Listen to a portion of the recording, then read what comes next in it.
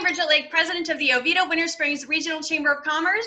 The Oviedo Winter Springs Regional Chamber of Commerce is here to serve as a platform for enhancing business and community interest in our region. And most importantly, we are here as a resource for your business, providing education, advocacy, and connections. Welcome to today's update with Florida Chamber of Commerce President Mark Wilson. Hi, Mark. How are you doing today? We're doing good in Tallahassee. Thanks for having us. Thank you so much for taking the time. Before we start, I do want to take a moment to thank our doctors, nurses, first responders, and health professionals out there helping others and saving lives.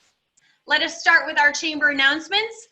Our website, OviedoWinterSprings.org, has our chamber resources on our COVID-19 tab. If you've missed any of our Zoom meetings, make sure you check them out. We also have our Facebook OWS RCC discussion group. Members get to chat and stay up to date. We also have our upcoming events. Monday, May 4th at 11 a.m., our member chat.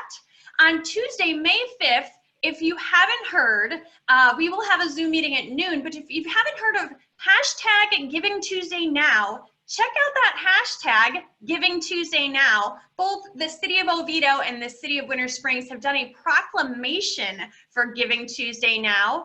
On Tuesday's Zoom meeting, we'll take a look at talk about our nonprofits' needs, the amazing stories that are going on, and how our community has stepped up.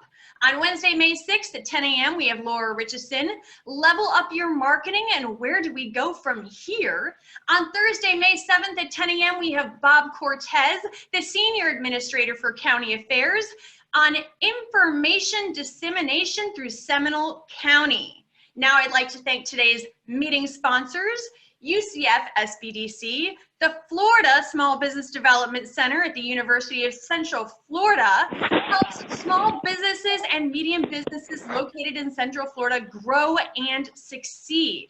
They provide high-value, confidential consulting at no cost, business training through seminars and workshops, and market research resources and support.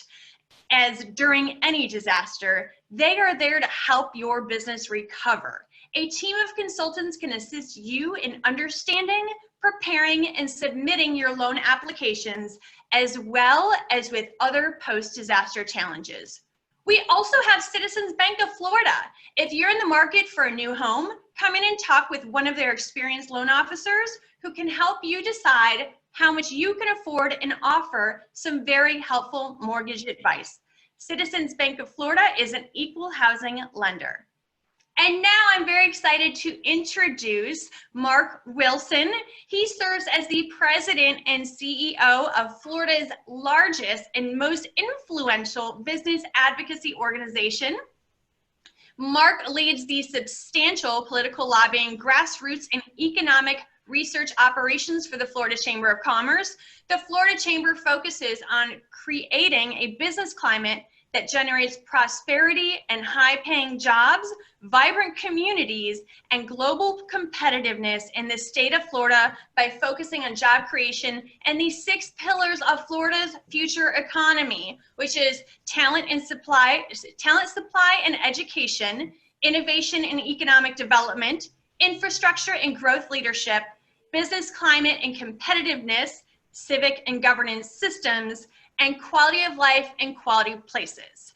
Wilson serves on the board of directors of Florida Association Chamber Professionals, Enterprise Florida, Leadership Florida, the Florida Chamber of Commerce, the Florida Chamber Foundation, serves as the national chair of the Council of State Chambers, and is an active member of the U.S. Chamber Committee of 100. A native of Illinois, Wilson received his undergraduate degree from the University of Georgia and has earned his national designation of Certified Chamber Executive. Prior to joining the Florida Chamber in 1998, Wilson served as a vice president of the Chicagoland Chamber and previously served with the U.S. Chamber of Commerce. You reside in Tallahassee with your wife and daughter and 2 sons. Thank you for joining us today, Mark. Well, Bridget, thanks so much for having me. The Florida Chamber and the Oviedo Chamber are working closely together to try to reopen Florida. So thanks for having me. We really appreciate it. Thank you so much. And I also want to give a huge shout out to you. Have been there just helping out almost 200 chambers on a weekly basis, giving us updates, working with FACP. A shout out to Tammy Bracewell right now. I mean, right.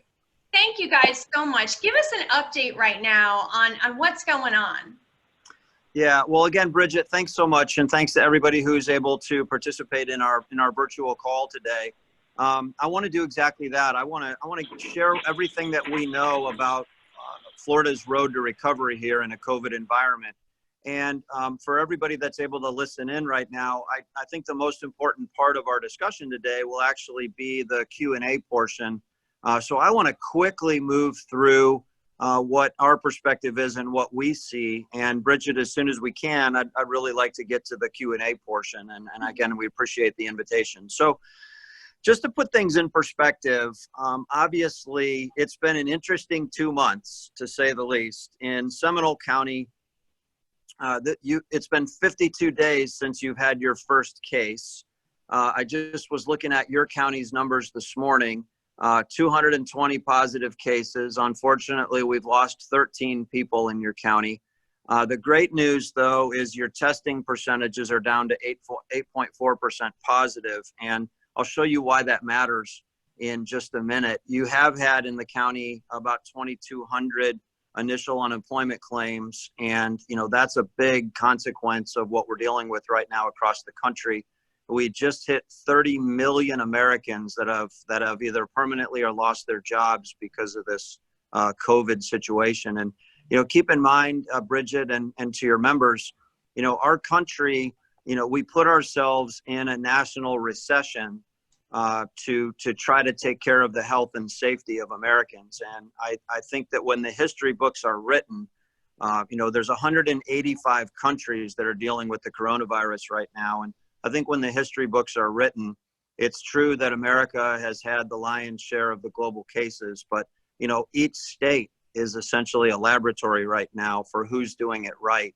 And while there's a bunch of critics all over the place, I was on NPR doing a national radio interview this morning, and I'll put Florida up against any state and any country in the world right now in terms of how we've dealt with this and how we're dealing with the sort of restarting of our economy. So just to let you know where my biases are, I'll sort of start right there. I know, Bridget, you're driving the slide deck this morning, so let's go ahead and go to the next slide if we can. So just big picture, what we're working on right here is I want to spend some time walking through a deck here because I want to make the case that, COVID is a global issue. It's something that the White House and the CDC has been working on, both from a safety and health perspective, but also from an economic perspective. And so you mentioned, Bridget, that every Tuesday morning, we have a statewide webinar with the leading local chambers of commerce in Florida. So we have anywhere from 185 to 200 chambers every week. We've been doing this now for 6 or 7 weeks. We've had the governor's chief of staff join us. We've had the Surgeon General of Florida, Scott Rifkes, join us. We've had the ACA Secretary, Mary Mayhew. Next week, it looks like we're going to have Governor DeSantis working with 200 local chambers so we can really make sure we get the local restart right.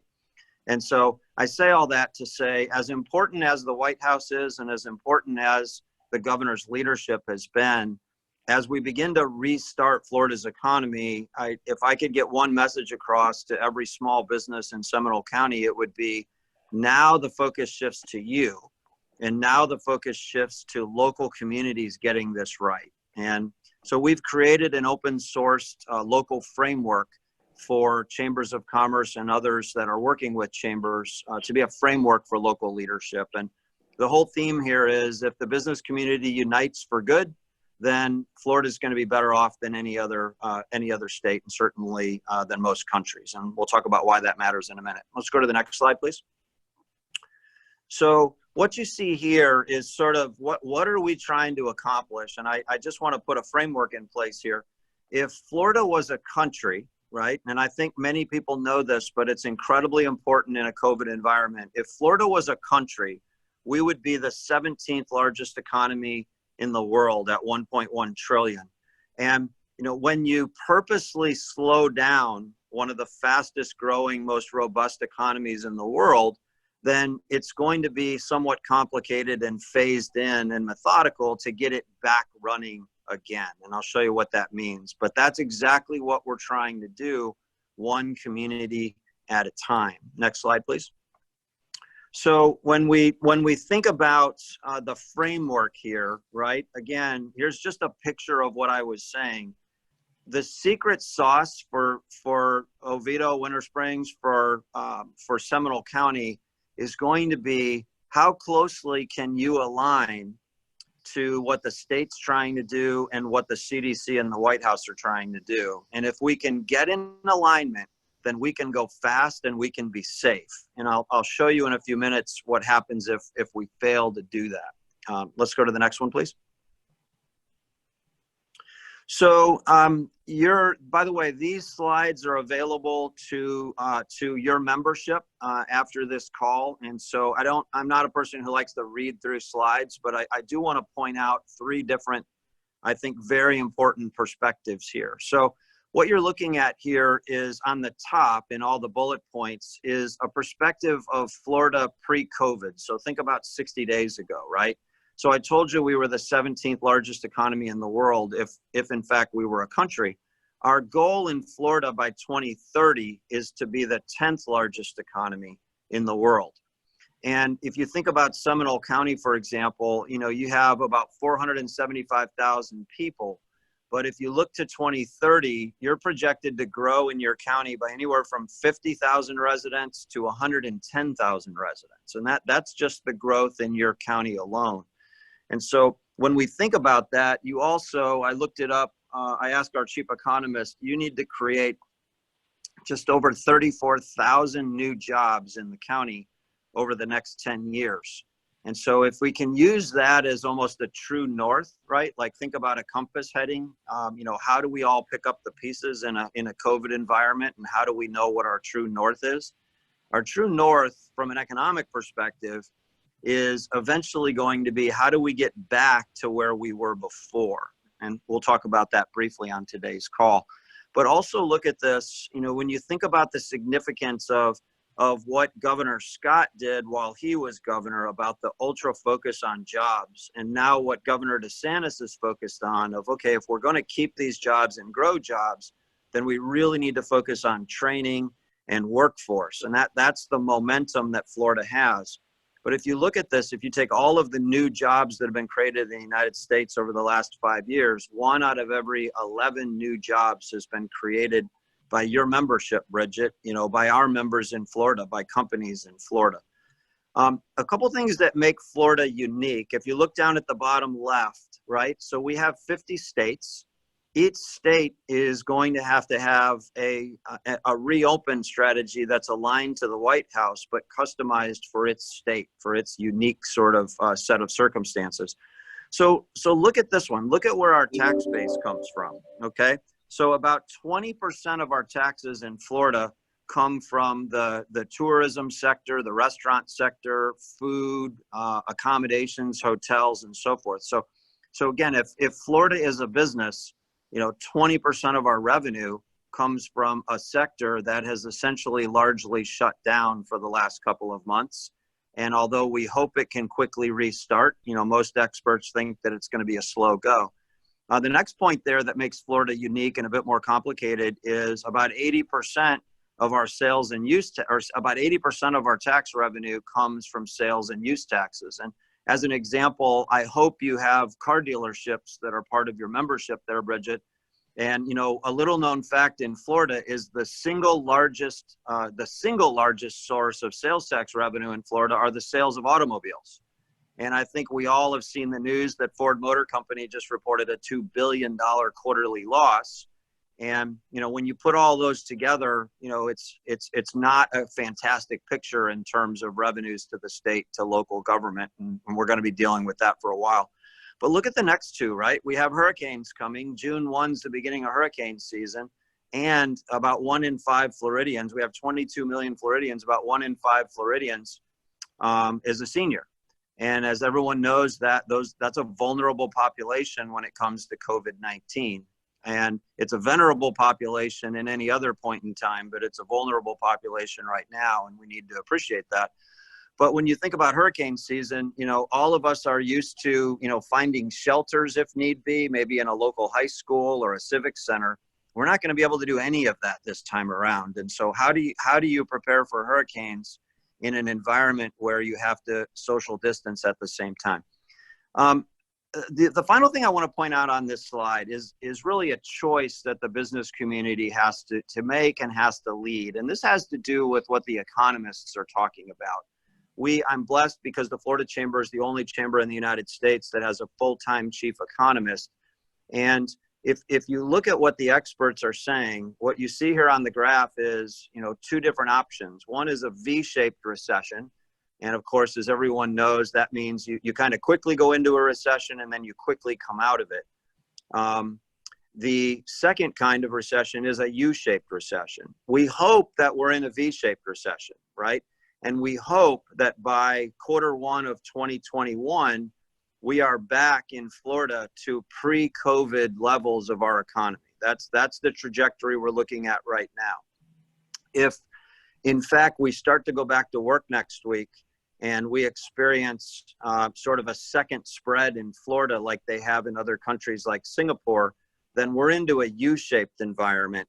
And some are suggesting at the national level, some are suggesting, unless we find a vaccine, that could take you out to 2023, 2024. And that just seems so unbelievable. I don't even want to talk about it. But I do owe you the knowledge that a lot of people are talking about, if we don't contain this and we get a little lazy with this, we could end up being like Singapore. So next slide, please. So what I'd like to cover here is, sort of in the speaking of Singapore, I know this is a busy slide and everybody will get it later, but just to give you a quick perspective, look at the middle row there. The middle row is an actual account of what's going on in Singapore. And again, for those of you who don't know, Singapore is a very small country. When I was there, they had about 5 million people. Now they're at about 6 million people. And it's a very wealthy country, but it's only about 6 million people. But if you look at this in March, they were down to February and March, they were down to only 3 new cases a day in the whole country. And so they started going back to work. They phased back in. They went back to school. They went back to work. And they allowed travel again. And in a relatively short period of time, their second spread was worse than their first spread. And so for a second time in the whole country, they shut down all schools, they shut down businesses, they shut down a lot of government, they closed off all travel, and they also did not allow gatherings unless it was a family member. And so, again, I say this to say the beauty of where we are in Florida right now is, at the media, the Wall Street Journal asked me the other day, how are we comparing ourselves to other states? And I said, we're not. We're comparing ourselves to other countries. If you look at Singapore and South Korea, look at the territory of Hong Kong and Japan and Germany and so forth, we need to compare ourselves to countries that are 4 to 8 weeks ahead of the US to find out what's working and what's not. And what I really love about Governor DeSantis' strategy, both in terms of how we got to where we are now, which has been frankly genius, and then a focus on what the medical community says. But what we've done now is we've positioned ourselves in Florida for a much better rebound and a restart than a lot of other states. And I'll actually talk about that in just a moment. Next slide, please. So the big question here that we're looking at is, okay, so Mark, if you're talking about aligning national with state with local, what does that look like? About 3 weeks ago, Bridget, on our local chamber call, we shared the White House's gating criteria. This is the CDC and the White House's criteria. And in order for counties to reopen again, you were going to need to meet 5 of these 6 criteria. And virtually every county in Florida now meets these criteria. Certainly Seminole does. And Governor DeSantis has decided that come Monday, all counties in Florida except 3, Dade, Broward, and Palm Beach, are going to be allowed to begin their phased-in reopening. Today's call is not really about a tutorial on the 3 phases that the White House has laid out, but nonetheless, I wanted you to see what the healthcare criteria looked like, because if Seminole County fails to keep these in check, if your testing doesn't continue to go down, if your cases don't continue to go down, if you don't continue to meet 5 of these 6, then there's a pretty good chance that you'll have to go backwards. And we just can't afford to have that. And I'm counting on small businesses in Seminole County to really understand this and pull together and work with mayors and county commissioners to make sure that we're doing our part. So that's what the national criteria looks like. Let's go to the next slide. So in terms of Florida, I'm hoping we'll have questions about what Governor DeSantis has done and what the reopening will look like on Monday. And I'm prepared to answer most of those questions. Just yesterday morning, the Florida Chamber had the Governor's General Counsel, Joe Jaco, who wrote all of the executive orders. He actually came over into our studio yesterday, and we did a 1-hour live Q&A with members of the Florida Chamber where they were able to submit their questions. What does it mean for my restaurant? What does 25% mean for retailers? You know, what's going on with beaches, and what about hair salons? So happy to try to take some of those questions in a few minutes, but I think what's important now is sort of the common senseness, if you will. Everyone wants to know, when are we going back to normal? I think it's a better approach to say never. And a better question is, what does the new normal look like for the foreseeable future? And again, I don't need to read these to everybody, but for example, remote work, 25%, well, to be clear, 24% of the Florida Chamber's members have said that they could continue indefinitely to work in a remote work environment. And so we know that many companies are taking some positions and they're going to continue remote work for quite a while. I think social distancing is here for the foreseeable future. I don't think we should expect it would go away anytime soon. I think many of you are going to be getting, infrared thermometers, and you're going to be taking the temperatures of employees whenever they come into the building. So again, I don't want to read all of these, but nonetheless, I think if a small business wants to have its customers return, let's say you're a restaurant or a retailer, in the past, you competed on price, on product, and on service. And, starting Monday, you're going to have to add one more. Will people in Seminole County think that your business is the safest restaurant to go to? Will they think that you're the healthiest place to go to? And I'm not talking about the type of food you serve. I'm talking about, can you convince me that it's safe to go back to your restaurant again, or it's safe to shop in your store again?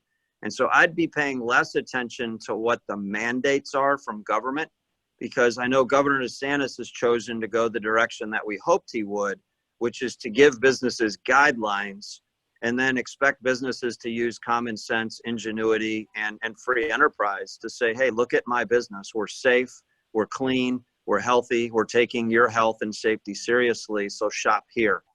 It would be one of my best pieces of advice I can give to any business in Florida. Next slide, please. So if you think about this, and we're almost, Bridget, ready for questions. What I wanted to do here is suggest that we've been studying what the White House has been doing now for about 2 months. We've obviously been working very, very closely with Governor DeSantis and with his team. Twice last week, we had his chief of staff on calls with us, with our membership. And what we're proposing is that the success of Florida's ability to restart our economy is going to be based, I think I've said it 2 or 3 times today, it's going to be based on your ability at the community level to pull together and make sure that your mayors, your county commissioners, your small and mid-sized businesses, that everybody's on exactly the same page, that you understand that if we go backwards on the health side of this, then we're going to go backwards on the economic side of this. And the only way we're going to get through this is to really focus on 6 things at the local level. And again, I just want to mention these quickly, and then Bridget, I think we should go ahead and go to questions. So first of all, the first thing that has to be paramount is rule number one is that partisan politics have no role in where we go next on coronavirus. And I'm probably one of the only people in Florida that can say this, but I think it's my responsibility to say it, that look, this is a presidential election year. And unfortunately, we have an incredibly partisan time in America right now.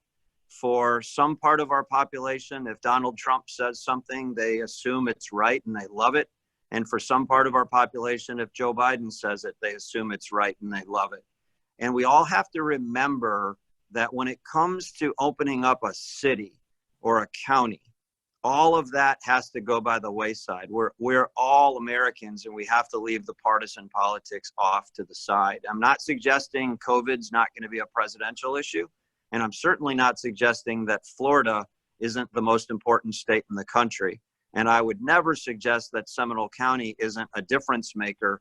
I think as Jason Broder goes on to win that election in Seminole County, I think that this election season is going to be unlike anything we've ever seen.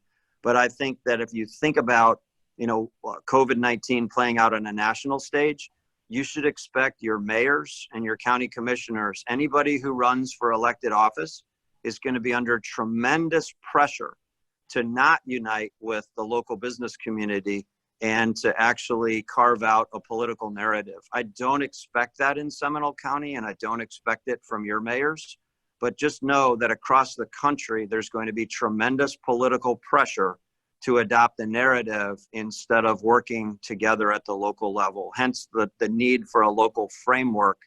Our mayors and our county commissioners need our full support right now in 6 ways. One, you can see it here, public health, excellence in public health delivery and capacity. This is pulling together the hospitals. This is pulling together our health community, putting them in charge of the health and safety of our communities, and then having every small business in the community, every chamber saying, hey, whatever they need, we're going to give them our support.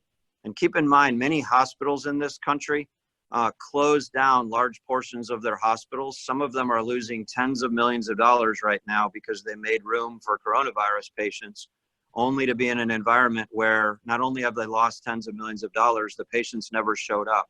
Now, if we're lucky and if we're smart, they're never going to show up. But if we fall backwards like Singapore did, we could find ourselves in trouble, and we just can't let that happen. The second piece that we're asking chambers to lead is to have a local safe business restart committee where, if you think about it, a restaurant starting up is very different than a manufacturer, very different than a hotel. And so as you restart, it's going to be very important that you have a local nexus to work with your mayor and your county commissioners on, what are the local needs and how can we make sure that we're unifying around them. The last thing we need is a local fight to break out where, 3 mayors want this and county commissioners want that and businesses want something different. That's a recipe for disaster, and this framework hopes to avoid that. The next is what we call the Every Zip Code Matters Committee. This speaks to vulnerable populations. And if you just think about people in poverty for a minute, Florida has 22 million residents, but we have 871,000 kids in Florida that live in poverty, and that's before COVID. And so I would ask you to, understand which zip codes have the most poverty, and have all of you as small businesses, be thinking about how can we in the next 2 months to say year, as we recover from this, how can we be helping people right there in your community? Government's not going to do it. We've actually got to be helping our brothers and sisters and neighbors like we never have. The next one is a regulatory and policy committee. Again, some politicians are going to adopt a perspective that, right now we need more lawsuits and we need more mandates and we need more regulations. The truth is that's the last thing we need.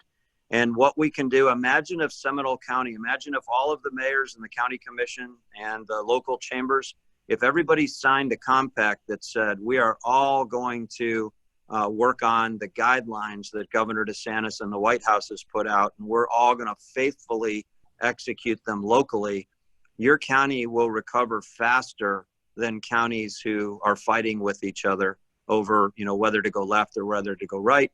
The next one's pretty obvious, workforce retraining and innovation. Again, remote work is here to stay.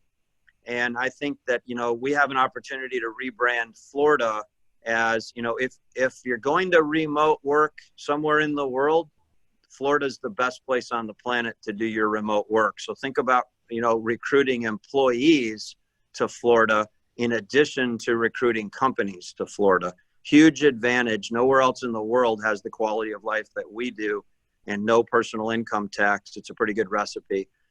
Finally, Bridget, before we go to questions, I would say, anytime we have a global crisis like this, we would be fools, whether it's in Oviedo or Palatka or Milton or wherever, we would be fools to not think of this scenario as, how can we reimagine the future? What does the future of our economy look like? What does the future of school look like? What does the future of our economic mix look like? So we're suggesting that you get a group of community leaders led by your chambers to ask yourselves, how do we imagine what this looks like 2 to 5 years from now? Think about manufacturing and think about supply chains. There's an American push right now to bring supply chains back into the United States. Unfortunately, we stopped teaching economics in our schools a long time ago. So a lot of people don't know that takes 2 to 4 years to bring supply chains back. But imagine the opportunity Florida has because of our global position, right, in trade lanes and in the supply chains. Imagine if you redoubled your efforts on manufacturing and we did everything we could to make Seminole County the manufacturing capital of the Southeast. You literally could be positioning yourself right in a line of growth where we're going to be inshoring and reshoring manufacturing jobs. So with all of that said, Bridget, I think we can go ahead and pivot in now to if there's any questions waiting. I'd be more than happy to answer questions relative to how we can all work together, or I'll do my best because I've been in ground zero. We were the first speakers to be invited to Governor DeSantis's task force on reopening. And so we know quite a bit about that too. And I don't want to speak for the governor, obviously. He has information I don't have, but I'd be more than happy to try to answer questions. And thank you so much. I appreciate the slides, the insight. We record these meetings and we'll have this up for people who are not able to make it. What's great is we do work very closely with Seminole County, Chairman Zembauer, who is the chairman of the Seminole County Commissioners, Alan, who has been the emergency coordinator, really sharing the information, talking about, especially this last slide, when you're talking about every zip code matters. When we have this one coming up about disseminating information in Seminole County and making sure that we're getting information to every area. There's so much out there that we want to try to help with, and we work very closely with Seminole County. So thank you so much for just pointing that out, that it really does take this team effort of our area, and our cities are working together, our county. It really is this whole group effort. Right. So thank you about that. I do want to let you know, when you were talking about workforce redevelopment and training, Ray Villegas with Career Source is on here. Right. Wanted to say welcome, Mark. Thank you for sharing your time today, and nice to see you again. So that was a nice shout out to you. There was a question regarding sharing of tax receipts from tourism equals 20%, share of tax revenues from sales and use taxes equals 79%. Does this mean 1% comes from corporate income taxes? But it seems like it was cleared up, as the next one that came in is corporate income tax is a different bucket than sales and use tax, as is document stamps and intangible taxes are also. Right. That's exactly right. And I'd be more than happy, actually, Bridget, if anybody wanted it. We obviously have pie charts, we could fill up an 18-wheeler with them. But if it would be helpful for folks to see, where does Florida's revenue come from, I'd be more than happy to send that to you. But let me just say a quick word about doc stamps, because, I'm so proud of our team at the Florida Chamber. They went in and saved businesses all over Florida from what was about to be a Florida-only nightmare. And so if you remember, when Congress passed the CARES Act, there was the PPP piece and the idle loans piece and everything. And everybody was in a mad dash to try to get those loans. A member of my staff, David Hart, in working with one of our board members, discovered that the way that it was all happening, that it would actually trigger a dock stamp tax that in Florida could have been about $2,500 per loan. And so instead of those dollars going to help your business, those dollars were actually going to go to the state. And that was never the intent of Congress. And so we contacted our senators, but also our former chairman of our board at the Florida Chamber, Vern Buchanan, who's now a member of Congress. We wanted to make sure that was not their intent. And then we immediately notified the governor. And within 48 hours, the governor fixed that using the authority that he has. And so I think most people don't know that story, but kudos to Governor DeSantis, because to him, it was just a no-brainer. Small businesses didn't need to be hit with a $2,500 tax, just to take out a loan. So, next time you all see the governor, you might want to thank him for that. Absolutely. Absolutely. I think that was an interesting, and we mentioned that several times to our members, because it came up pretty quickly as soon as the CARES Act was mentioned. We did a seminar right away, a Zoom meeting right away about it. And Phil Capro had mentioned it because he was on that meeting and was dealing with one of those issues. We had actually reached out to Greg Bloss about that.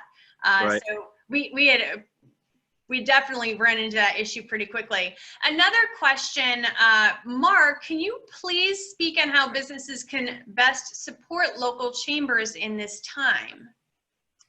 Yeah, listen, I'd be happy to. I think it's really pretty simple. So at the Florida Chamber, and certainly at local chambers of commerce, local chambers are small businesses too. And local chambers are actually, if you think about it, local chambers are a quarterback in a community. And on one hand, they're getting information from the Florida Chamber and the U.S. Chamber, and they're literally your very best source of local information about what's happening in DC and what's happening in Tallahassee. But at the same time, no group is better than a local chamber to also have the pulse of what's going on at the coffee shop and the manufacturer and at Seminole State College, and what's going on with, what makes up your economy at the local level.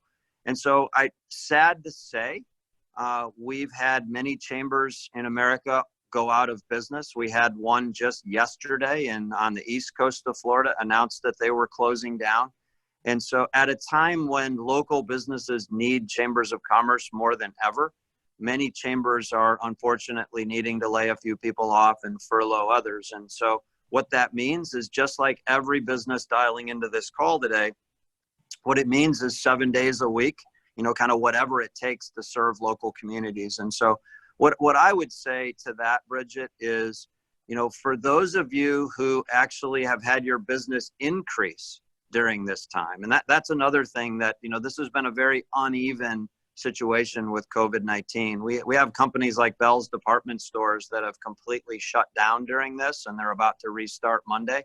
We have other businesses that are having, Bridget, it's like I told one of the national media the other day, almost everybody on this call started out the first 3 months of the year having a record year. And almost everybody's going to end up having a record year. It just isn't the kind of record year you started out to have. And so for those of you who can, double your investment in your local chamber, triple your investment in the local chamber. I mean, look at all of the webinars that you've been having, Bridget. And I know it's not just your chamber. All chambers right now are trying to be that quarterback in the community. So whether it's helping you figure out, our unemployment situation, or helping you figure out, what's the difference between PPP and idle loans, and the next big crisis to hit Florida is going to be a lawsuit abuse crisis. We already see a lot, unfortunately, a very small group of personal injury trial lawyers in America and in Florida are already lining up to sue small and mid-sized businesses under the assumption that if someone contracted COVID, they must have contracted it from their employer. And I feel really bad for healthcare professionals who've put their own lives on the front line for us, only to find out in a couple of months they're about to get sued. And it's just, it's un-American and it's ridiculous, and I'm concerned about it. That's actually, and I have to skip ahead of one question because it says, as a credit union, we require temperature checks on our members before entering our branches. Or says, can we require temperature checks on our members before entering our branches, or does that open us up to liability and or potential legal issues? And I think that has a lot that some businesses are concerned about opening it up, and then maybe a potential lawsuit happening from, oh, what if I got COVID from this business? Right. I mean, how are businesses supposed to protect themselves? Right. And yeah, so Bridget, the first thing I would tell you is, we have over 2 million businesses in Florida, and unfortunately, this is one of those scenarios where the best advice I can give somebody, unfortunately, is talk to your attorney about this. And here's why. We have, if you think about the way it works, we have a federal government, and they're putting out guidelines, right? Mm-hmm. So we have, the Florida Chamber has a safety council. So our Florida Chamber Safety Council is the Florida chapter of the National Safety Council. And about 2 weeks ago, we did an online seminar on safety, and we had one of OSHA's directors come on. And we asked this very question, right? Of like, what kind of advice do you have for us? Because a business's primary concern is the safety of her or his employees. And then of course, her or his customers. That's a primary concern, way before profits. And so every business that I know of is doing all they can to protect the safety and health of customers and employees. In terms of taking temperature checks, I actually recommend it. I think that it's a best practice. Don't expect to see that become a mandate somewhere. Bridget, here's why I would recommend it, right? And obviously everybody needs to check with their lawyers. Certainly employers in Florida can require it of employees. And we will here at the Florida Chamber. We've been working remotely for over a month. In a couple of weeks, when we slowly start the phase in of bringing employees back to work again, we will absolutely require temperature checks every time somebody comes into our building, at least until our county, Leon County, moves through the next 2 phases of the White House's gating criteria. So that's absolutely a best practice. What I will tell you, Bridget, is if you look at other countries, right? I mentioned earlier some countries are 4 to 8 weeks ahead of us. I think it's instructive for your members to take some time and do some research about other countries. So for example, in some of the countries that are 4 to 8 weeks ahead of us, in order to travel on an airplane, what happens is before you can enter the airport, you have to have your temperature taken, and then you have to put a mask on. And the only time you can take the mask off until you exit the airport on the other end is to have your temperature taken a second time before you board the airplane. Okay, so just that's what other countries are doing. So a big question I'm getting is, hey, when are we going to be able to fly again? I don't know the answer to that. I'm a big racing fan, so think of the 24 hours Rolex, right?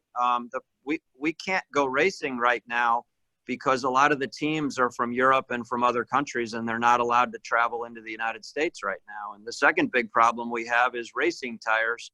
We stopped, the manufacturers stopped making them because the supply chains got shut down again. So, this is not a light switch where everybody says back to work on Monday. This is going to be months and months.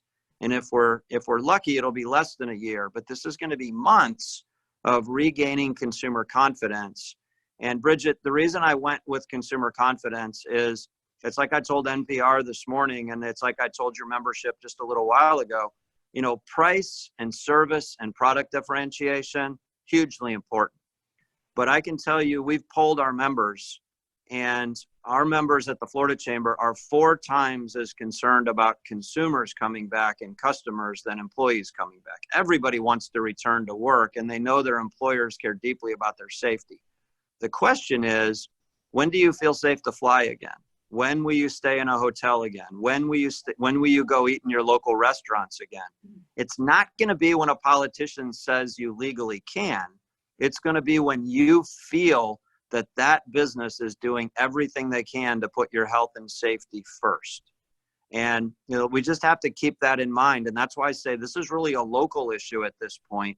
Local in terms of what are you going to do in your community, but local in terms of what is every small business going to do. The last piece of advice I would give a member, I'm getting calls saying, Mark, this is ridiculous. We should just open the economy up. And if people get sick, people are going to get sick. Okay. I appreciate that that's some people's perspective.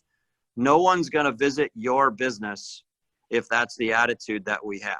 I'm just telling you right now, we've talked to psychologists, we've seen behavior analysts talk about this. Safety and health is how you can quickly get your business back up and running again. And if the perception in your community is that, you're not taking every precaution you can, you might want to wait a few more weeks to open up. Thank you. And I know you have a limited amount of time. I actually have two questions that before other ones came in, I wanted to ask. Sure. They're really, really brief. What is the current outlook for 501c6s included in the fourth round of funding? Because I know that I've been looking into that, kind of keeping track. Right. Any luck on that? Yeah, so let me just do a quick perspective of what that even means, right? So in America, we have this thing called IRS, and IRS has all kinds of different categories of companies. One type of company in the tax code is a 501c, and we have C1s all the way through C19s. And so what happened was Congress was originally set to include all nonprofits, from churches to home builders associations, to chambers of commerce, to farm bureaus, to veterans groups. They were going to include all nonprofits as eligible for the PPP loans. At the last minute, a decision was made that in order to include national hotels and restaurant chains, they wanted to be able to count a restaurant and a hotel based on a location, not based on how many total employees the whole chain had. And once Congress made that decision, they no longer had enough money to serve everybody. And so as a consequence, they limited the 501c applications to C3s. So think about churches and charitable organizations, and C19s, which are veterans organizations. And so as of right now, no nonprofits in America, not chambers of commerce, bankers association, realtors association, veterans, farm bureau, labor unions for that matter, none of us are eligible for the PPP loans. And so, Bridget, your question's a good one. Do we think that round 4 will include them? I think it's the best chance we have yet. We have a couple dozen co-sponsors in Congress, bipartisan co-sponsors. And I think it's our best shot yet. And we're certainly, we have over 140 chambers in Florida that have signed on to the Florida Chambers sign-on letter there. My concern is if local chambers are not eligible and C6s are not eligible, then the very groups we need most at the community levels may be wounded and not able to serve those of you as you get back up and running. So it's the right thing to do, and I'm very bullish on the outlook in phase 4. Last question, because I know you have to run. What does phase 2 look like, and when will it happen? Yeah, that's a great question. And first of all, no one knows when it will happen, right? Because a lot of it is up to the healthcare gating criteria that the White House set in place. Let me tell you when I believe it will happen, if all of us follow the CDC's guidelines and follow closely Governor DeSantis's recommendations, okay?